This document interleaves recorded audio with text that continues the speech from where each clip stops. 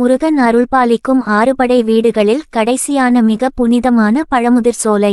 அழகிய பசுமையான மலைப்பகுதியில் அமைந்துள்ளது பழமுதிர் சோலை. முருகனின் 6 திருமலை தலங்களில் இதுவே இறுதி. முருகன் இங்கு வள்ளியும் தெய்வானையும் திருமணம் செய்து கொண்டு வாழ்ந்த இடம். குருமலை சித்தர்கள் பக்தர்களுக்கு அருள் பாலித்த மலைப்பகுதி இது.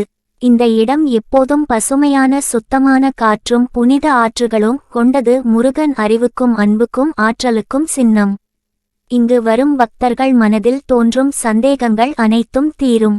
ஔவையார் முருகன் உரையாடல் இதையே காட்டுகிறது. அறிவை மட்டுமே பெறுவது போதாது, ஆன்மீக ஞானம் வேண்டும்.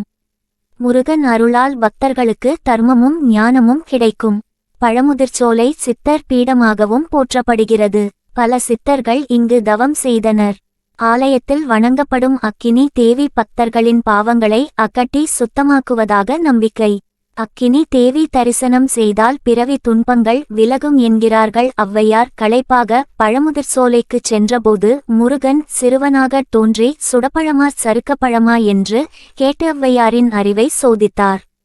இதன் மூலம் அறிவு மட்டுமல்ல, அனுபவ ஞானமும் தேவை என்பதை உணர்த்தினர்.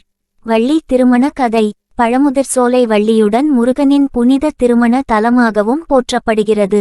வள்ளியின் பக்தி, அர்ப்பணிப்பு, முருகனின் அருள் ஆகியவை சேர்ந்த தெய்வீக வாழ்வை வெளிப்படுத்துகிறது. ஆலயத்துக்கு செல்லும் பாதை முழுக்க பசுமையான மலைப்பகுதி, இயற்கை அழகு. ஆலயத்தில் முதலில் வள்ளி தெய்வானை உடன் முருகன் தரிசனம் கிடைக்கும்.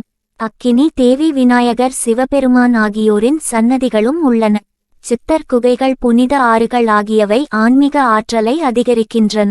முருகனை வணங்குபவர்களுக்கு அவர் தரும் வரம் அறிவு, அன்பு, ஆரோக்கியம், ஆத்ம ஞானம். பழமுதிர்சோலைக்கு செல்வது மட்டுமே ஒரு பாக்கியம். ஓம் சரவணபவா என்று அனைவரும் மனதார சொல்லுவோம்.